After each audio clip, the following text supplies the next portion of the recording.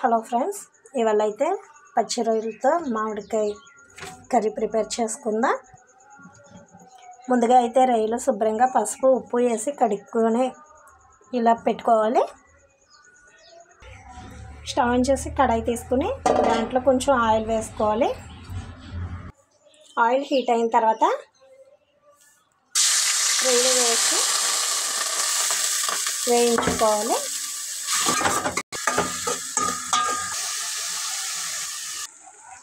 ఇలా వాటర్ అంతా ఇంకిపోయిన తర్వాత రొయ్యలని ఇప్పుడు బౌల్లోకి తీసుకుందాం. ఇప్పుడు ఇదే ప్యాన్లో కొద్దిగా ఆయిల్ వేసుకుందాం. ఆయిల్ హీట్ అయిన తర్వాత 2 రెమ్మల కరివేపాకు, కప్పు ఉల్లిపాయలు. నేను ఉల్లిపాయలు చిన్న చిన్న ముక్కలుగా కట్ చేసుకున్నాను. మీరు కావాలంటే ఉల్లిపాయల పేస్ట్లా కూడా చేసి వేసుకోవచ్చు. ఆనియన్స్ కొద్దిగా మగ్గిన తర్వాత 1 టేబుల్ స్పూన్ అల్లం వెల్లుల్లి పేస్ట్,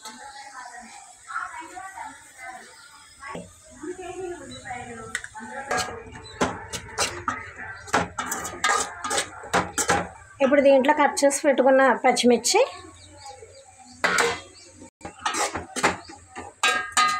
ఇప్పుడు మూత పెట్టి కొంచెంసేపు మగ్గనిద్దాం.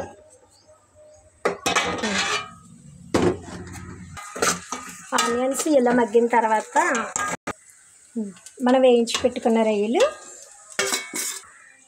కొంచెం పసుపు,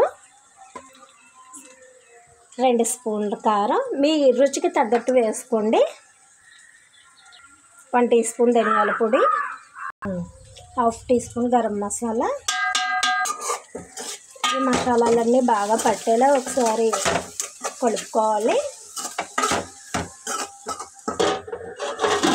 ఇప్పుడు దీన్ని ఒక 2 నిమిషాలు మగ్గనిద్దాం. ఇప్పుడు కొంచెం మగ్గిన తర్వాత ఇందులో ఇప్పుడు మామిడికాయ ముక్కలు వేసుకుందాం. ఇప్పుడైతే మామిడికాయ ముక్కలు వేసుకోవచ్చు. నేనైతే మామిడికాయ తురుము వేసుకుంటున్నానండి.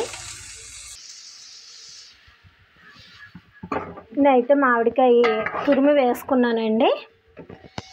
మీరైతే ముక్కల్లో కూడా కట్ చేసి వేసుకోవచ్చు.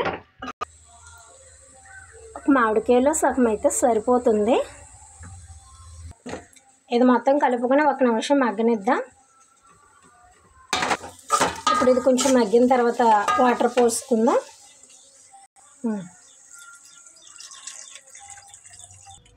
ఇప్పుడు దీన్ని మూత పెట్టుకుని ఉడకనిద్దాం. ఇలా కూర దగ్గర పడిన తర్వాత ఒకసారి సాల్ట్ చెక్ చేసుకుని రొయ్యలు కూడా ఉడికినాయో లేదా చెక్ చేసుకుందాం.